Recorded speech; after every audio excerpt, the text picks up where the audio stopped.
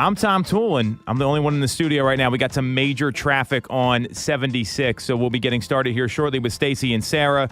And again, we all work with the Tom Toole Sales Group at RE/MAX Mainline, the number one RE/MAX team in Pennsylvania since 2018, number 11 in the country, and we're streaming live every single week on Facebook, YouTube, and Instagram. Just look up Tom Toole Sales Group. So, what we've got in the news this week, and the biggest, this is great news. I'm just so excited to see this happening, is if you follow Logan Motoshami at Housing Wire, one of the authorities on what's happening in the marketplace, this is the first week that we've seen nationally that housing inventory has risen significantly.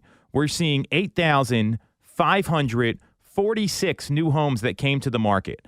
And with those 8,500 plus homes, that was, according to Altos Research, the data from 2 weeks ago, the first thing that popped into our minds is that the Easter holiday probably had an impact on inventory, which I know we talked about on the show here.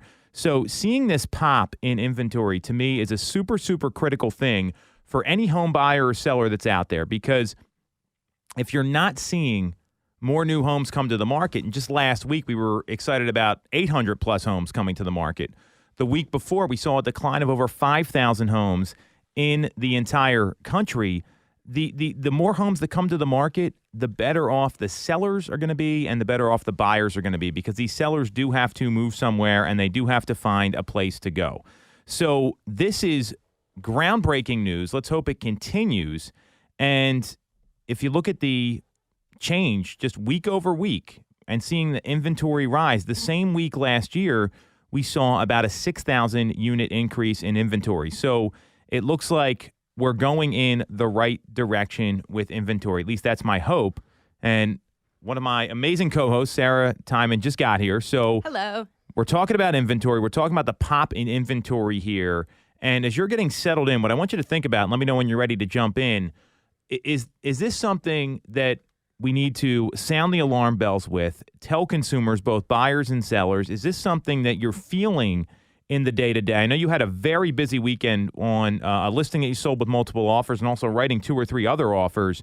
Are you feeling the inventory bump at all, knowing what we've gone through so far in 2023? To be honest, I mean, maybe slightly. I think that some of it also was like the right homes came up for the right buyers at the right time. So is that because there were more that came out? Maybe. But particularly for the offers that I wrote on the buy end this weekend, these are people who I've been showing homes to, and they were ready. I know for one of the offers that I wrote, it's someone who last week we had looked at something, and as soon as I got out of the showing, I called the listing agent to ask a question, and she was like, it's already under contract. So I think that feeling of pressure for like, if you like it, like write it, was a little bit more prevalent. And yeah, I mean, on the listing side for the property that I had this weekend, there was a lot of activity on that. Mm-hmm. So, and I know you've got a couple different clients negotiating on stuff right now. I think one of the properties was kind of sitting on the market a little bit. So the fact that we're seeing this bump in inventory is certainly encouraging. I think that's the best news that we're gonna see in a while.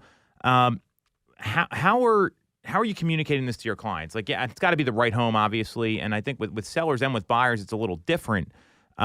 Is this something that you're constantly letting them know? Are you looking at the local data? What's your strategy been? Because this has been the constant talking point throughout the 2023 market, even in 2022. There's just the people aren't seeing the amount of homes they'd want to see. Yeah, I mean, I'm definitely stressing the stats for what is going on in the market. And then when somebody finds something that they like, really trying to help coach them to, what would make the strongest offer within terms that they're comfortable with. And it's interesting because as you run, if you're looking on behalf of your buyers and you've shown them something, you run the comps, you look at, where things have come in at, you do a lot of research. But what's interesting for buyers is you can kind of anticipate where a majority of the people are going to fall in, right? But then there's always going to be those buyers who have, maybe this is their fourth offer. Maybe they really like the house. The first offer, I feel like they want to, fully protect themselves, make sure everything is like hedged on their side. The second one, maybe they're willing to, loosen some of those a little bit, but they only would want to get the property by exactly the amount that it would take to get it. And maybe that's kind of the case on the third one. And then sometimes by the fourth, they want to secure the property. It's not so much like they don't care if they paid over what someone else would have paid for it, right? So as you're trying to structure your offers, you have to be aware of that. Like, hey, this is what's going on. This is where I think most offers are going to come in at, but you have to be, you have to know that there's always a chance that somebody's going to come in with that way over offer because they're like, I'm sick of doing this. I need to get this property. Yeah. Well, and there is a stage. I can't say what I call it in our trainings on the radio here, but there's the screw it phase that buyers get into because, and you bring up a good point. It's you can walk people through like, hey, here's 14 different ways we can make our offer look good, and we've got this all codified and documented at our team. It doesn't mean they're going to listen the first time, and in a lot of cases, there's influences from other people, whether it's like a parent or a family member or just the last time they bought a home, and it's not like that anymore. So.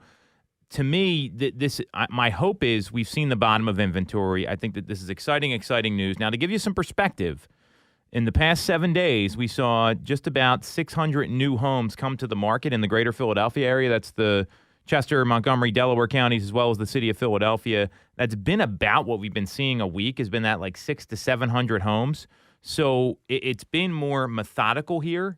And my hope is we're going to see a larger pop. But the coming soon listings right now, there's 203 of those, and usually they're about 100. So I think that's a good indicator that the coming soon listings are what I'm really curious about. There's also 61 that went back to active. So, I mean, you're really looking at 660 new opportunities, and 183 of these homes had price decreases. So there's all this local data that you've got to be really cognizant about.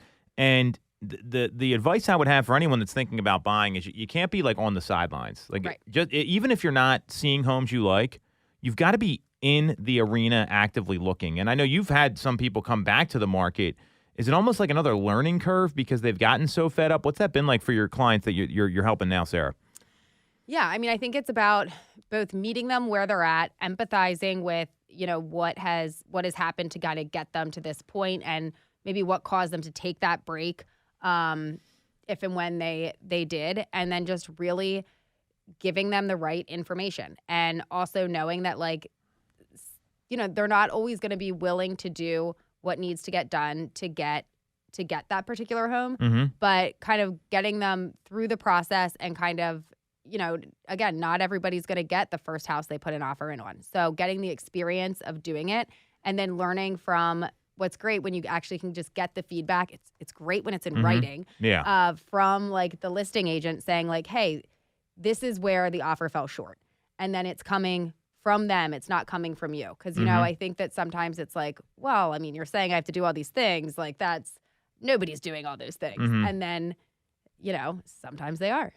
Well, until they lose, right? And I think it's hard to believe that things are going to get that extreme. And I think even agents have a hard time with this. They're like, oh, I don't know if I need to do all this stuff until you lose one. And it's really the question I'd be asking is how badly do you want this property because it's still going to be competitive. So right. I mean, the listing that I had this weekend for both of the top two competitive offers. And how many offers did you get, just to give people some perspective? And let's talk about the price point and where it was located too. This was in Downingtown. We were listed at $695. For actual offers that we ended up reviewing, there were 5. But there were quite a few agents who called in the night of the offer deadline, just saying like, hey, is this even are my clients even gonna be like in the game with this offer? And I always encourage like, go ahead, like I will present anything, but like, no, you're not in the top couple with this. So I think it would have been more, but and obviously I'm never gonna give excessive amounts of information about what the offers look like, but if somebody thinks that they're like, hey, like we're willing to do this, and they're not even in the arena, kind of just letting them like we've got stronger things there. So of the offers, then as we were reviewing them, there were 2 that really stuck out. And both of those agents were very communicative with me, which was, I appreciate. And both of them had said, this is the fourth house. This is the fifth house that they've lost. Like, that's why those were the top two offers. Yeah. Guaranteed. And so they were like, they want it. Like, let's go. You don't want to go through that heartbreak over and over again. Right. And I mean, I know you went through this even when you were looking for your own home. My strategy personally, and this was a couple years ago, was that, look, I'm not. I've seen this happen too many times before. If I really want this house, or more importantly, if my wife really wants this house, we're just going to go and do the deal, because you never regret it after. I've never seen people really regret going for it. They usually regret when they don't. Right. Has that been your experience as well? Yeah, right. Because, I mean, if you really go for it with, like, everything you've got, like, this is, and then you still don't get it, I mean, that's disappointing, but at least you know that you gave it your all. I feel like the worst, like, people take it better if they're like, well, I lost by, a substantial price difference, or they waived everything and I didn't waive anything, or whatever. The worst is when you find out you lost it by a hair, you know? And if you would have had a little bit more that you could have done there. And then it's also funny because I feel like sometimes once you, like, lose a house or don't get a house, even if it's very similar to, like, other ones that you look at, it just, like, sticks with you as, like, the one that got away, and, like, you compare everything to it, Yeah, and we're going to get into some strategies, especially given some of the weirdness in the market right now, and a great article that Fortune put together here. And we also got some breaking agent news we're going to break in, and we're going to talk about in the second segment. Before we get there, there's also been, and I love your opinions on this show, Sarah, because I'm like this big real estate nerd, and I just look at this stuff all the time. I'm constantly reading it, and you're not, and you're still a great agent. So don't get me wrong. I mean, it's just we're different personality. I would be shocked if you were like that, by the way, knowing you for as long as I have. So there's these. If you look at, like, any of these like news websites, like, name them all: Fox News, CNN, MSNBC, that people are outraged about the administrative changes to mortgages from FHA, from Fannie Mae and Freddie Mac. And they're saying it's the Biden administration. I would argue Biden has no idea what's going on with these changes, especially since they were agreed to in January, which everybody forgets about, right? They're just taking effect May 1st. But there's headlines here that say real estate expert shreds Biden rule punishing home buyers with credit. I mean, with good credit. It's madness. And this was across the board. Every news agency reported this. So what I want to share is what actually is going on. I want to get your take on this. So, and this happened back on January 19th. This was on Mortgage News Daily. Very normal website. They report things properly. Miss Tardy herself, Stacey Mitchell's here. So welcome. Yeah. I was late too. Yeah, it's okay. I can handle the show. So it was not a big deal. So in this single movement that they made, and Nick, I'm going to ask you to put the chart up here for this. I'm going to drop this in the Slack channel if we can put it on the YouTube broadcast that we drop. That in a nutshell, what has happened here is the LLPAs. That's the loan level price adjustments imposed by Fannie Mae and Freddie Mac. They are based on loan features such as, like, your credit score and loan to value ratios, and if they're going to occupy the home, and your debt to income. And what's happened is that they're changing the fees. So if your credit score is under 680, the penalty for having your credit score below 680 is a little lower than what it used to be, but it still costs more to have a lower score. So it's not like it's costing the people with great credit scores less, or more, excuse me. It's just costing a little less than what it used to for people with credit scores that are sub 680. So, and then what ended up happening is they also raised the fees a little bit on people with higher credit scores. So it looks like the fees just changed for this. And if you look at this chart, it's pretty fascinating because there's some that have higher, there's some that have lower LLPAs. I don't think it's a very big deal. I think the fees just changed. And this happened years ago when FHA raised their fees. Have you had this come up at all? Like, are consumers talking to you about this? Because I think there's a lot of misinformation out there. You still get better fees if your credit score is higher. I want to be super clear about this. They just changed and made some adjustments on what the penalty would look like. I personally have not had this come up from my clients yet. Although maybe, I mean, it's going to take effect a little bit down the line. So maybe once it in actually, like 7 days. Yeah. So maybe once it does, they would, but I haven't. Have you had that come up, Stacey? I have not had anybody ask me about it. I've had some people outside of the real estate circle talk about it. I did not have enough information to have an opinion about it at that time. So that's why I'm glad we're talking about it today. But honestly, do you think the consumer's really going to know and see the difference of the fees? I mean, are they going to know that? This is such a nonsense, like clickbait, and all these news agencies. I mean, if we were to put out false information like that, people would just be like, "Hey, guess what, guys? You're fired. I'm getting a new agent. Like, you're done." So, this is just another example of this nonsense that gets put out there. And look, the fees are going to be the fees, right? And I think that's why the advice I have for everyone: shop around with lenders and see who's giving you the best fee, who can close on time, and who's going to give you the best rate. Because this fee, if this is the same across the board, well, what about the other fees other lenders charge, right? Right. We've got lenders like Tomo and Mortgage America that will be really competitive on those things versus like a Wells Fargo or a Chase where they're like, hey, here's our fees. Good luck, guys. Right. This is all the more reason to get a lender you can trust to understand what the fees are going to be. Because when the government applies fees, the fees are the fees. You want to buy a house? Here's your fee. Right. I don't think there's a whole lot to talk about here. It's just more nonsense that's out there. And there's so many different loan programs. Yeah. I mean, you might be totally outside the box of this. You might fit into something completely different. So, and that's what I agree with what Tom says. You have to shop around. Right. And ask what those fees are. Right.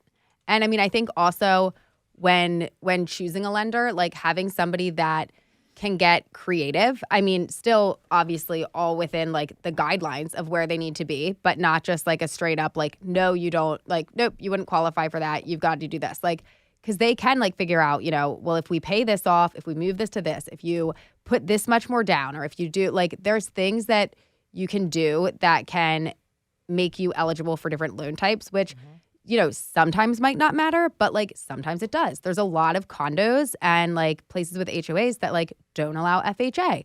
And being able to you see something you like, you want to go ahead and put the offer in. And what's frustrating is a lot of times like, on the MLS, it'll say that they accept FHA as an acceptable financing. And then it turns out like, no, that's not permitted. So having somebody that can figure all that out, what a weekend, like last minute, like that is so important. Having a lender that you can contact, not just 9 to 5. I agree. And, there are fees to certain other types of loans too, like the VA loans. There's funding fees that are applied to that. Yes, there's zero down payment, and people often confuse that, oh, I don't need any money to buy a house at all. Right. No, you still are responsible for your closing costs. Right. So that's a big misconception out there too. But there's also a funding fee. Yes, it's rolled into the loan for the most part, but it's quite large. Right. And then there's other fees that could be on top of that. So again, some lenders do not charge those additional fees, but the funding fee is always there. And some lenders have the funding fee in addition to a lot of extra fees. So definitely do your homework, shop around, and ask questions. Love that. So another non-story story here. Last thing I want to go over, and actually, why don't we do this? Let's take a quick break. We're going to come back. I want to talk about the weirdness in the housing market and a breaking Philadelphia real estate lawsuit. You guys don't even know about this yet. I got notified on the way over here. We're going to talk about that next on Toole Time Real Estate Radio on WWDB 860 AM.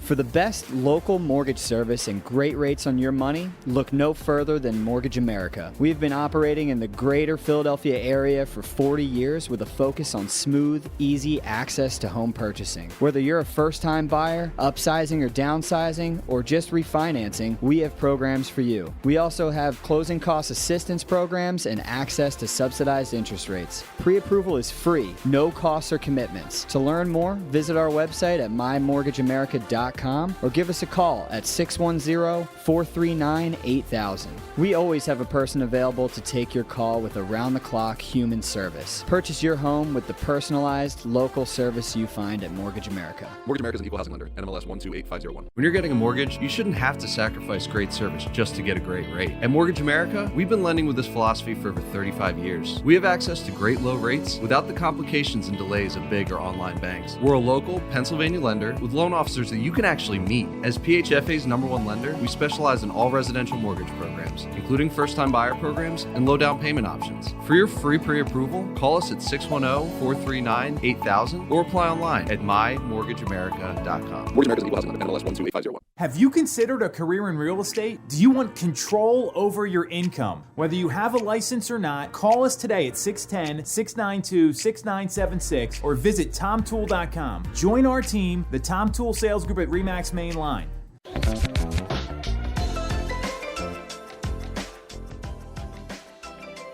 Welcome back to Toole Time Real Estate Radio on WWDB 860 AM. There was an article that Fortune.com put out there, and this I find this fascinating, that at the beginning of the year, 24 of the 29 major housing forecast models predicted a home price decline in 2023. How'd that work out for everybody? See the faces that we're getting here. It's the WTF are they talking about face. So obviously that hasn't come to fruition. And what Fortune.com did is that they took all these different states like New York, Florida. You could do the same thing here in Pennsylvania, and showed that in some markets, literally, they're seeing declines adjacent to markets that are increasing in pricing. So just take, for example, Philadelphia next to Lower Merion Township. It's like the tale of two markets in there. And you're seeing this happen all across the country. You know, places like Scranton that's booming, and then San Jose that's having a home price correction, right? You wouldn't necessarily foresee Scranton to be the booming real estate market and San Jose, California to be the one that's struggling. So my question is, are you guys seeing this almost bizarro world of real estate where adjacent towns are acting totally differently in how they're performing in the market? Or are some softer than others? I mean, I think there's a little bit of that going on more so here because we're not like a COVID hotspot or a tech hub. What's your take on this? I would not say that I've noticed like that happening. Like, Okay. one area that's just like booming and then another that's, I mean, with the exception of like, we know that the Philadelphia market is different than the surrounding suburbs. But in general, I mean, I haven't noticed that. Have you, Stacey? I have not, no. And like you said, the Philadelphia market is different. Yeah. But when you branch outside of the Philadelphia market, I don't see much difference in the counties. Right. Delco, Montco, Chesco, Right. even Bucks County. Yeah. No, it's still, I mean, okay, maybe there might be, I guess it depends on the school district. There might be a little bit softer, but if you mean softer, maybe instead of 6 offers on a home, maybe there's 3. Right. But we're still seeing a pretty aggressive buyer's market out there, meaning over asking price, waiting inspections and things like that. Yeah. Right. And I mean, like each area certainly is its own for like how much appreciation, how much prices have Correct. gone up, as is always the case. But I haven't noticed like, oh, here we're going like this way and here we're Going dropping. that way. Like Right. it's all Mm-hmm. right. Mm-hmm. Yeah. So let me share some of the data here with you. So, and these are from different states, and we can just give a couple examples. So there's 1,559 zip codes in New York tracked by Zillow. In the state of New York, 48.4% of them saw a home price increase between December 22 and March 23, and 51.6 saw a home price decrease. So, I mean, that's, now during the same 3-month window last year, 99% of New York zip codes saw a home price growth. If you go to Tennessee, 83.1% saw an increase between December and March, and 16.9% saw a decrease. In California, only 6.7% saw a price increase, and 93.3% saw a decrease in that same 3-month window. Ohio, 76.6% increase, 23.4% of the zips decreased. Florida, 33.7% saw a home price increase, 66.3% saw a decrease. And in Texas, it was split 62.9 to 37.1. So what this tells me is that agents need to prepare better for their appointments. I think this is a clear takeaway that if you're showing homes, this is data that's all over the country. Normally, the market doesn't react like this, where it's like so hit or miss. You have a question. Yeah. Is this list to close price that they're measuring? No, this or is the average sale price. Okay, gotcha. And Zillow tracks all this. So I think we're very fortunate in our market, but Philadelphia is definitely like that relative to what we're seeing in the suburbs. And it's really the zip codes, right? Like 19103 zip, that's doing fine. But you get to some of the adjacent zip codes, maybe you get into, North Philadelphia, West Philadelphia, those places. And I would argue that we see the market softening in other markets too, like when you go further west, right? You go towards Lancaster. That market's a little softer than if you're in the heart of Chester County, right? Same thing when you're going into like Western Montgomery County, and you see buyers going out there because they can actually get properties in some cases. I mean, I see you nodding your head. So you're seeing this sort of trend? Mm-hmm. Outside of Reading area, I think there's more opportunity, Mm-hmm. and definitely into Lancaster County area. Yeah, there's more opportunity. Doesn't mean no competition. Right. It just means I think there's more opportunity. And if you're coming from already an aggressive market here and you go there and you're used to that type of competition. Yeah, it feels a little different. Yeah, you're going to get your house, probably.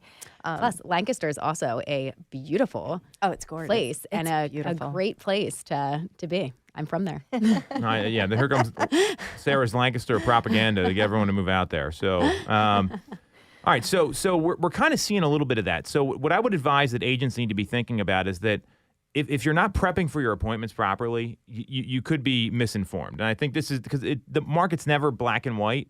This is very weird, though. You don't normally see this. Usually, nationally, you see prices going up, or you see them going down, or maybe even state by state or market by market to some areas. And there are some things that, if there's like a large business that's moving out of the area, that can have an effect on the housing market, that sort of stuff. I think it shows, too, that people are looking for different opportunities. I mean, it makes sense to me for California. There's been a lot of people leaving the state. So it's probably not the big influx of people because of driving taxes, the prices. Right? Yeah. The taxes, of course. It's really unaffordable. So folks are looking for better opportunity, different choices. And maybe Ohio, they can find exactly what they're looking for. I mean, Tennessee has been a boom because people are relocating. The taxes are very friendly in Tennessee, same as in Florida. Although there's been such an influx in Florida, maybe that's why the pricing is getting a little That's different. what I was going to say, because Florida is very tax-friendly, and there's been a major migration down there. But now you're seeing it's about a third and two-thirds. And obviously, Florida's very diverse. I mean, you go to the coastal towns and cities versus somewhere inland, it's a little different, right? So it's very fascinating to me. So what kind of prep work do you two do before your appointments? Whether it's a listing side or a buyer side, what kind of data are you looking to know walking in the door? Because this is what people need to know. Like, you can't, unless you're only working in one town, which I know agents that focus on very micro areas, I think that's tough to do right now given the inventory challenges. So let's assume you're not doing that. You're working in a couple different areas. What kind of prep work are you doing to make sure you're in the know so people can understand what exactly is going on in that market that they're looking in, knowing you're going from maybe market to market, even though it could only be 15, 20 minutes away? Yeah. I mean, I'd say for the list side, not only are you looking at comps and trying to get them as tight as you can, but diving in a little bit deeper. How many days on market was it? Did it sell over ask? Did it sell under ask?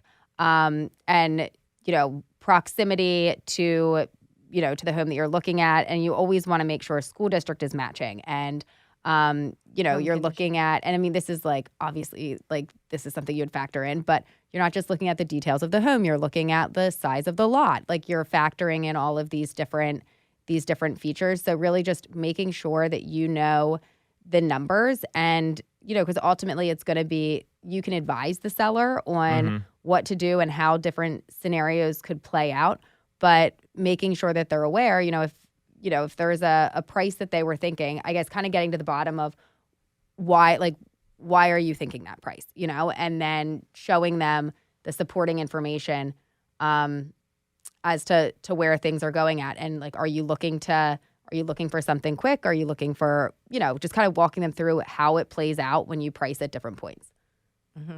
And also, what is their competition? What's currently on the yeah. market Yeah, in their it's huge. area? Yeah. Yeah. So what are you up against? What are you competing against? What's pending? You know, we don't know where it's going to close, but what's pending and how many days on market. I think the days on market is key. And did they do price drops? So that's really important. For buyers, pretty much the same thing. There's comps, but again, and know who you're talking to. Are you talking to an investor who has a different mindset? It's completely different what they're going against. If you're a home buyer and you're going to live there, you're willing to do what it takes to get the home. Yeah. Investors still think they're competing with the seller. They're not. They're competing against other buyers who are going to live in the home. So again, you have to know who you're talking to and what their motivation is and how, willing they are to throw it out there for a particular home. Right. And sometimes a decent amount of time can go by from when you have that initial appointment and kind of talk prices, or even when they sign the listing contract with the price you have in there, until they actually go to market. So in that case, you need to reevaluate everything and then definitely look, especially as you're approaching that like coming soon time frame, what else is coming soon, so that you can, that's important. that has happened a few times where by the time the listing is going on the market, we're reevaluating and doing a change to agreement just to increase the price point. Yeah. Which turned out to be a great move. So the way this market is and how it fluctuates, you really do have to be on top of it all the time and know exactly what you're talking about. Yeah. Well said. And I think that's going to eliminate the weirdness because we're in this correction right now, and there's just not inventory in some areas. Others have it. So, and people are really mindful of like taxes and what like money they're paying the government right now because when the economy turns, it's how do I adjust my costs? And you look at places like Florida or Texas, right? I mean, it's just way more beneficial to live there than California as an example. So very, very insightful. So I agree that's the way you want to prep. So the second thing we're going to talk about here, then we're going to take another break, and Kris should be here shortly. So there's a lawsuit that just dropped here. This is very fascinating. This came out at 12 o'clock today. 12 o'clock yesterday. I just found out about it today, so that's my bad. It's the nationwide expansion of Serhant, the Ryan Serhant brokerage. They have a lawsuit, and they're currently being sued for $10 million by Keller Williams Black Label and the Condo Shop. And they're alleging that they had plundered the client's intellectual property, confidential information, and personnel while crippling its ability to operate. So what do you think about this? This is quite the lawsuit here. I mean, I've seen these things happen before, like when Coldwell Banker went after Compass and they, again, intellectual property, violating agreements. This is pretty close to home here. Yeah, it's very interesting. I'm trying to read up on this quickly, and it seems that they were utilizing marketing material that was exclusive to the KW Black Label proprietary, and they were misrepresenting it as theirs when it wasn't. It wasn't theirs to use. So, this could be very interesting because, I mean, obviously you should not do that. And it also states that they sabotage the KW Black Label social media accounts and claim that the accounts were actually hacked. Yeah. So, and then it looked, and I was like, I was reading this quickly before we started the segment. If it is true that they took the info and then wiped it from, is that what it was saying? That they like, well, let's read the article. I mean, this is coming from Real Trends. So this is it looks like there was a team that which focuses on luxury real estate had been at KW Black Label prior to partnering with Serhant, which is all fine. And the complaint claims that when the expansion and partnership were announced, several of the KW Black Label agents resigned, and others put forth funding to support the new team at Serhant. In addition, they claimed that once the operation was up and running, brokers who had been formerly with Black Label took down listings and relisted them at a new firm. That's illegal if they have a contract, by the way. Yeah. Like the contract's with the brokerage. So that could certainly be an issue there. It's not the agent's contract to take. It's always with the brokerage. The complaint also alleges that the plaintiffs stole client contact information from KW Black Label's databases and then wiped the databases clean. So I guess now our database doesn't allow you to delete people. So great feature by Boomtown. Wow. Smart move. You can't delete anybody, So right? you can delete people in Keller Williams. I don't know. Who knows? Who knows what database they were using? You we better don't. We shore don't know. that thing up. Yeah, that's not it. But and then it also claims that the former marketing director and the former marketing coordinator they were recruited. So they recruited employees to come over as well. So there's a good amount of this that could be a problem, and they're getting sued for $10 million. So It's a big number.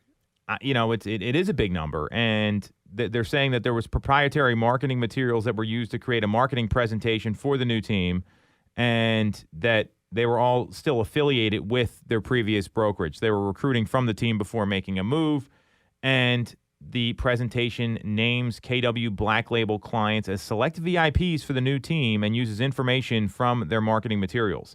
So there's a lot of questions here. I don't know all the details, but I mean, if they're soliciting clients that are under contract with another brokerage, that's called tortious interference, which is something that's also illegal. So what do you two think about this? I mean, I think where like the law is clear is like you were saying that the listing lies with the brokerage. So like, yeah, you can't break that. I would say as far as like recruiting people, I mean, people do that all the time, right? Like that would be, I think, a little bit more difficult to, I don't know, come after, or even if there were like, written communication logs or emails or like correspondence there, like saying we're trying to, like people try to recruit people all the time. So I feel like that's kind of opening a can of worms. Well, I guess it depends what their agreements say too. Like I don't know what that is, and I think there's also a big difference between recruiting an employee and recruiting an agent, right? Yeah. I mean, I don't know what these agreements say.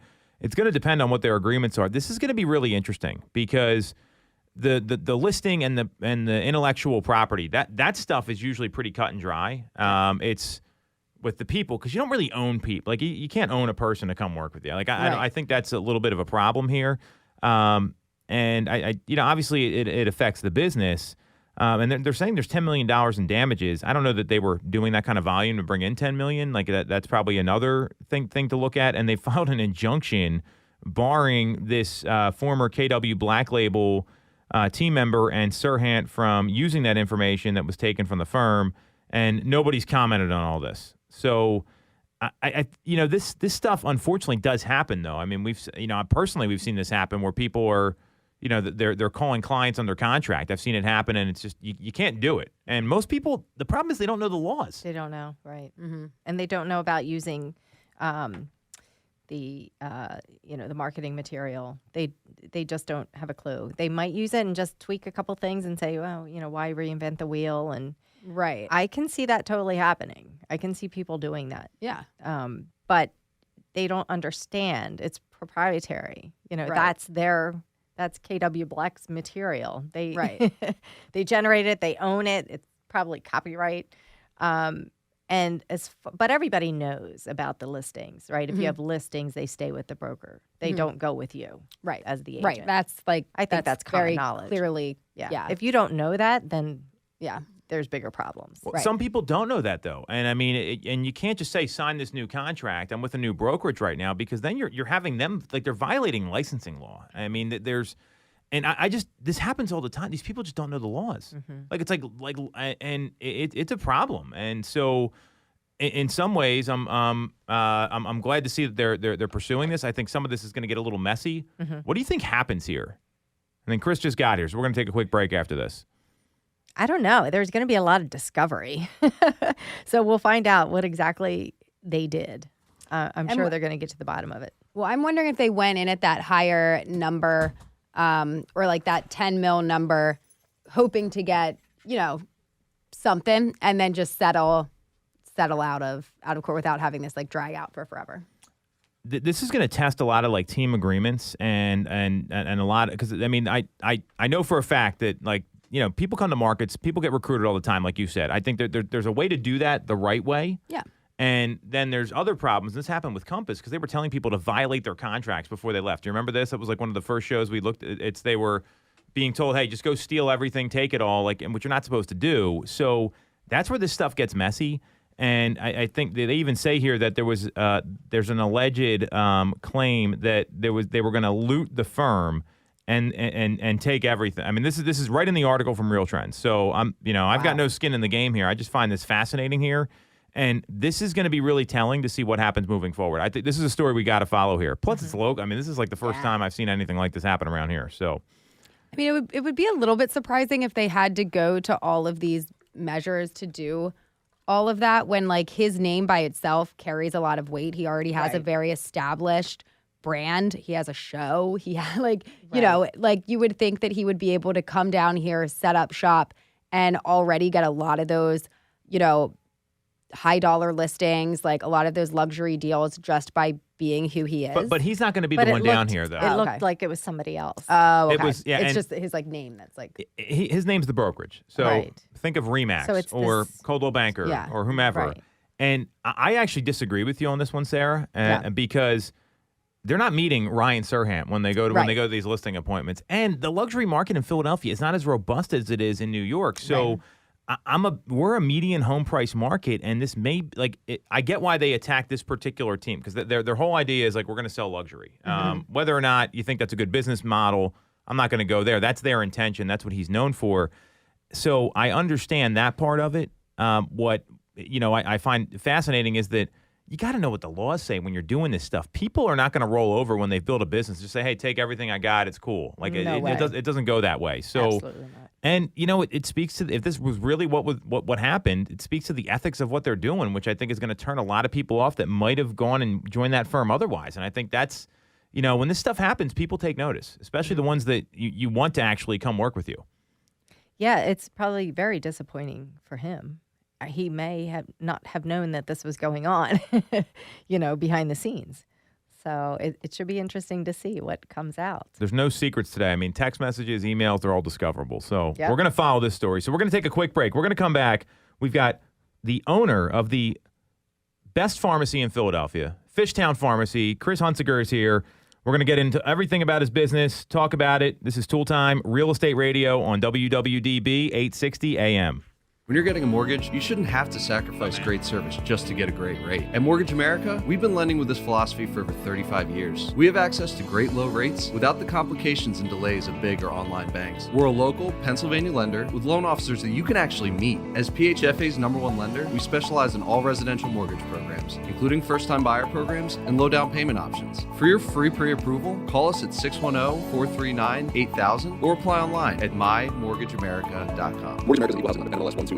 I'm Tom Toole of the Tom Toole Sales Group at RE/MAX Main Line. If you're thinking of becoming a real estate agent in the greater Philly area, I have a special offer for you. Our team did $165 million of volume in 2021, making us the #1 RE/MAX team in Pennsylvania and a top 1% team nationally. Our agents love us because we offer them a successful career, a great life, and an unbeatable culture. Agents who've been with us for at least a year average 30-plus sales. Even our brand new agents average 17 to 24 sales a year. We offer proven systems and expert training. We help you set more appointments and sell more houses. Now here's the offer. If you don't have a real estate license yet, we offer real estate scholarships so you can get one for free.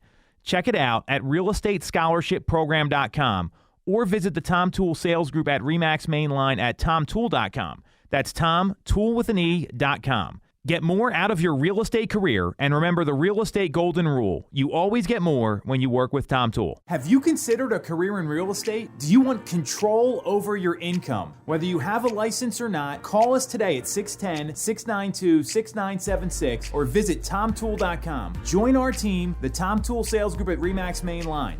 You shouldn't have to deal with all the red tape when getting your mortgage from a big or online bank. At Mortgage America, we have access to big bank money, but with the personalized and detailed service of a local bank. We are here in your community and ready to serve with fast settlements, low down payment options, and first-time homebuyer programs. Pre-approval is free, no costs or commitments. For more information, visit our website at mymortgageamerica.com or give us a call at 610-439-8000. Mortgage America is equal housing lender, NMLS 1285001.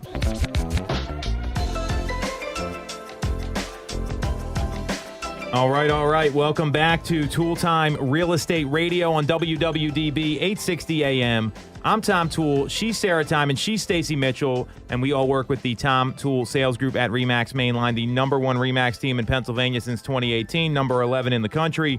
And we're streaming live every single week on Facebook, YouTube, and Instagram. Just look up Tom Toole Sales Group. Enough about us. We're here to talk about the Fishtown Pharmacy. So you can follow them on Instagram. It's at Fishtown Pharmacy, just like it's spelled. And we're here with the owner, the man himself, my good friend, Kris. Take it away. Tell us about your business. I mean, I think it's a really unique business you have, and it's doing a lot of good in the local community. So, thanks so much for having me, Tom. It's great to be here. Really cool scene. I don't think I've ever done a headset radio interview, but I feel privileged. Thanks again for having me. So we are about to celebrate our 10-year anniversary.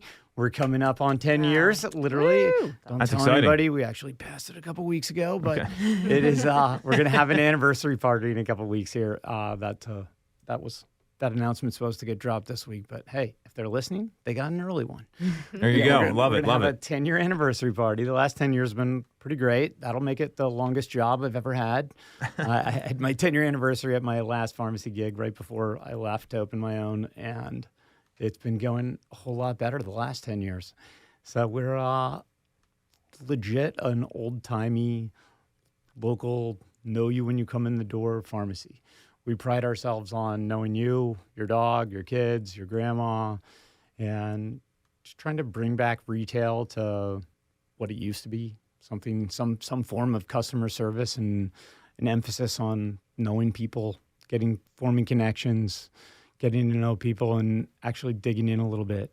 I think Tom and we met the way, mid-40-something people meet. Our kids are friends. Yes. And Pizza on a Saturday night, right? That's how it goes. Shared some business books, and I think we have a lot of similar ideas in how to approach, whether it's client real estate relationships or someone across the counter in the pharmacy.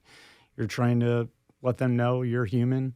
You want to help them, and I think in turn they end up helping you.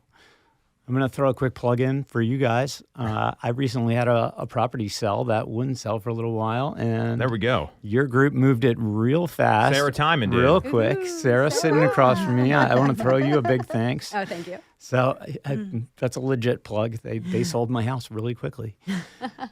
I think when Drew told us about that's your wife, she had a Bride of Frankenstein costume on at your Halloween party, and I was like, I need to call you on Monday. This is way too much right now. So It's the only way we conduct business. I like it. Very cool. If they're not in full costume, we usually don't talk seriously. Good. I'm glad I took the Halloween party seriously. Then it didn't show up with one of those people that was too cool. So. I love what you're talking about, having like a neighborhood pharmacy. I think there's people that really appreciate that probably more than you realize. So where did you work before, and what got you excited about building this kind of business? Because 10 years is a long time for any business to be having its doors open and continue to have its doors open, which is really exciting.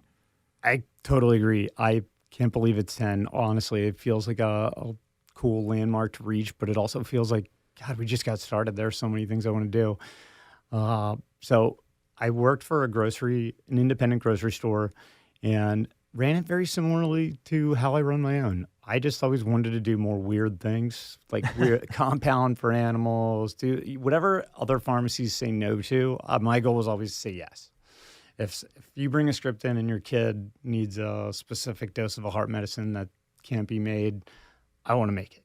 And they were unwilling to build a lab, do any of those things, and I was just bored. So I did. That was one of the main motivations to open my spot. And I had a background in service pretty much solely besides pharmacy. I was a waiter, bartender, and I think that's kind of where I draw more of my business model from, service in general.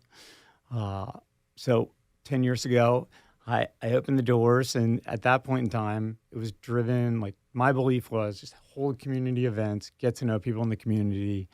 For Halloween, we'd convert to a children's book, the Lorax, like RX Lorax, and we did the Day the Crayons Quit, and those type of things we do every year. Then COVID hit, and it was like, shoot, this is going to throw a wrench in some of the community gatherings. Yeah. So we changed it up and pivoted to becoming a full-time vaccination station. We vaccinated somewhere probably approaching 10,000 people. Wow. Wow. We were doing clinics where we were vaccinating 300 to 500 people on a Saturday, and I didn't think we had it in us when we opened, honestly. When we first started doing clinics, I remember the first one, I think we had 30 or 40 people show up, and we were a mess and sweating and running around. And to think we could turn it to where we were doing several hundred people doing pop-ups. Fishtown Neighborhood Association, shout out to them. They gave me the full carte blanche to sort of move the pop-ups into the pharmacy, which made it a lot easier to control. I'm sure. Yeah. Just having a refrigerator with shots in it and not being outside with that situation for COVID shots made it a lot easier. But it turned into probably it sounds awful. I'm not trying to celebrate COVID, but it was the best marketing experience of my life. Yeah. I met more people 9 out of 10 people I stuck a sharp object in, I at least were from my zip code. But you get to sit down, introduce yourself before you give them a needle. Yeah. Here's a jab and here's my name. Shake hands and actually get to know somebody. And for us, that turned into what I think is probably the most important thing we did. I think it closed pharmacies when they chose to, avoid the... Yeah, I agree with that. I was also the naysayer who was like, it's going to be at least 3 to 6 months. And everyone was like, you're so negative. That's great. I feel like most of the time, like every vaccine that I went and got, there was no personal connection there. It was like they hold up and they're like, is this who you say you are? Is this your birthday? So I got vaccinated. I couldn't get it. Of course, they gave the major chains the first run. Mm-hmm. So I had to go to a gymnasium and get vaccinated through like a Walgreens or something that was hosting it, and had the same experience. Yeah. And immediately knew that's not what we're going to do. Right. We're going to have all the paperwork lined up, the billing lined up, and have a chance to have a connection. Mm-hmm. Even simple stuff, just like the CDC sends you free needles. They're terrible. For a couple cents, you can get a much sharper, nicer needle, less kids screaming. Even for adults, most people just like a painless shot's never a bad thing. Yeah. But those kind of details, I feel like really boded well for us. Well, and I think what you did there was you helped people, right? Because people were so stressed out about getting that vaccine. I mean, it was impossible, and I mean the wait was insane. I went to Westchester University. I felt like I was in like Contagion or something, like walking in there, and it's very weird. So, but when you're helping people, success is a byproduct from that, and and that's definitely the kind of values you talk about with your pharmacy. So, and again, you can follow them at Fishtown Pharmacy. So you have this local business. You're affecting the community here. What's the reaction been post-COVID now that you helped all those people? Because I think there's so many people in the pharmacy industry that had this same effect, and they really influenced their local community in a majorly positive way. I genuinely hope for other independent pharmacies they have even half the post-COVID effect that I have. I feel like it's just taken my patient population and blown it up. There's so many more people that come in. Our foot traffic's gone up. I mean, the word of mouth not that social media mentions, but just so many people would leave with exactly what kind of Tom and Sarah, what you both have said, just like walk out, take a selfie in front of the pharmacy. It's like, I just waited 2 minutes and got a vaccine, like nuts to bolts, start to finish. Right. Our goal is to get you in and out in under 5 minutes. And then you can wait your 15 if you feel like that's what you need to do. On shot 5, I think most people aren't waiting 15 anymore, but yeah. But seriously, to just take all the friction out of the situation, it's kind of a bad vibe when you're sticking sharp objects in people. So let's remove all other friction, and then you can kind of focus on getting to know somebody, even if it's a brief, quick minute. But I felt like that was something I wanted to do personally. In the beginning, I was sort of swapping vaccinators and looking for a nurse to do it. I ended up deciding you can't, no one will ever tell your story quite like you. And that was something I felt like there's like the founder's story I always teach my whole staff, like is everyone's, everyone who works here. We're all, this is our family, this is our business. But to me, those specific moments, if you don't capitalize on them when you're the owner, you're kind of missing the boat.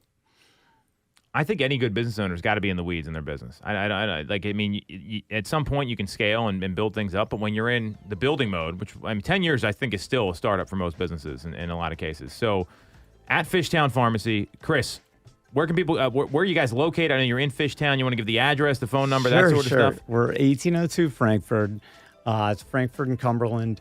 267-687-7562 will get you a live, no IVR, live human says hello and welcomes you. I refuse to do an IVR. Everyone knows press 1 for this or 2 for that. We don't do any of that nonsense. So you can call and get us. If you go to fishtownpharmacy.com, you can certainly get any of that information online. So fishtownpharmacy.com, Instagram, they're at Fishtown Pharmacy. We're getting played off here like the Oscars. You can follow Sarah. She's at Toole Time on Instagram. You can follow Stacey at the number 2 Mitchko. You can follow me at Tom Toole 3RD at Tom Toole the Third, and we're live every week. Facebook, YouTube, Instagram. Just look up Tom Toole Sales Group. Make sure to follow and subscribe. Check out fishtownpharmacy.com, and we'll be back next week on Toole Time Real Estate Radio on WWDB 860 AM.